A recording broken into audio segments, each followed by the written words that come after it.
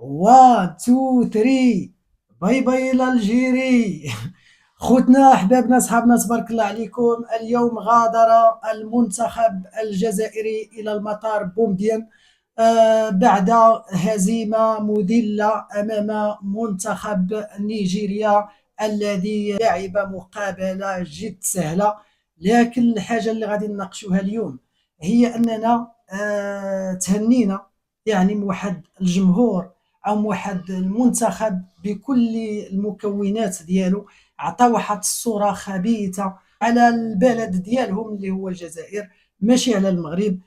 لان كيقول لك كل واحد كل شاة كتعلق من رجلها، وكل واحد مسؤول على الافعال ديالو. الى قارناهم بالمغاربه جمهورا ولاعبين واطر فغادي نلقاو فرق كبير. حنا في كاس العالم ملي كنسجلوا الهدف كنا كنسجدوا لله سبحانه وتعالى، وكنبوسوا الريوس ديال الامهات ديالنا كلاعبين، وكنفرحوا وكنكونوا واحد الصوره جميله على المغاربه والجمهور المغربي اللي كان محبوب من طرف العالم باسره.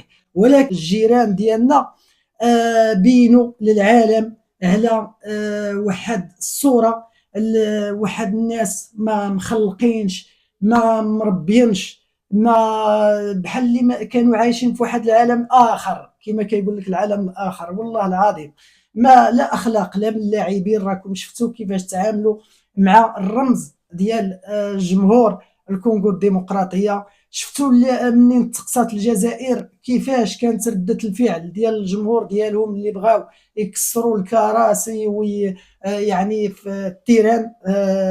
المغرب وجدت لهم وكرماتهم وعطاتهم كانهم في بلادهم، ويجي واحد يبغي يخسر لنا العرس لانهم موالفين بذاك الافعال عندهم في البلاد، لانهم ما عايشينش هذا الحدث اللي عايشوا المغرب. ملي جا هذا المنتخب وهما دايرين لنا الشغاب ودايرين لنا كيبغيو غير يشوهوا بالمغرب. نبداو معكم اول لقطه. مني جا المنتخب الجزائري بغاو يخفيو الصوره ديال الملك ديالنا من الاوتيل اللي كانوا فيه، ايه يا حسن الضيافه.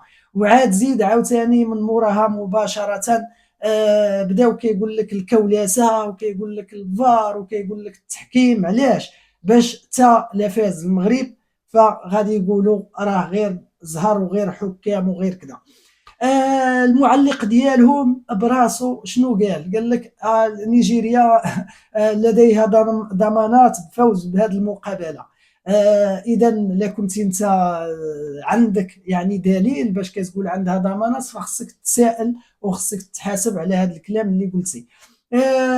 حوايج اخرين، وهو شفنا اللاعب بونجاح بغداد كيفاش تعامل مع الجمهور المغربي بواحد اللقطه اللي ما يديرهاش حتى واحد في الزنقه.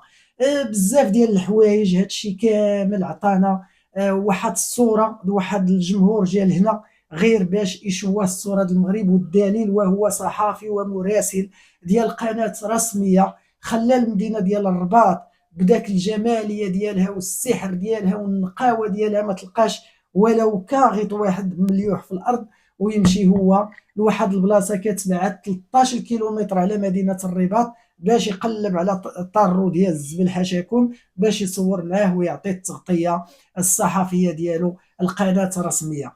بزاف د المناوشات، ولكن اللي عجبنا بان كان التحام مغربي وكانت واحد الروح مغربيه فيما بعضها. هادشي كامل عطانا دفعه للمنتخب الوطني المغربي باش يزيد ياكد لاعداء التراب الوطني على علو الكعب ديالو، وعلى حنا كنلعبوا وكنتقاتلوا وعندنا كره وبدون كولاسه بدون تحكيم. المنتخب المغربي وصل لنصف نهايه كاس العالم، والدليل انه ربح جميع الكيسان وجميع المنافسات كيكون فيها هو حتى اخر لحظات كيبقى في المنافسه. عندنا مدارس، عندنا اكاديميات، يعني خسرنا الفلوس باش اننا وصلنا لهذه النتائج، ويجي واحد يبغي يخسر لنا الحفله. وراكم شفتوا اكبر الجرائد العالميه واكبر الصحافه العالميين والصحف كلهم تحدثوا على نجاح الدوره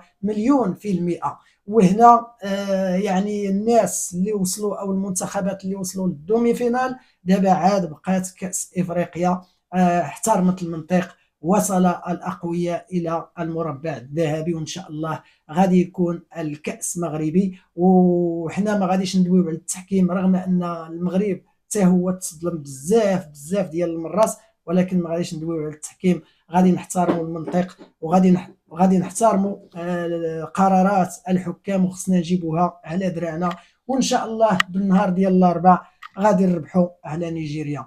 تحياتي للمغاربه، وتهلاو خوتنا الجزائريين، باي باي، طريق السلامه، نشوفكم شي نهار.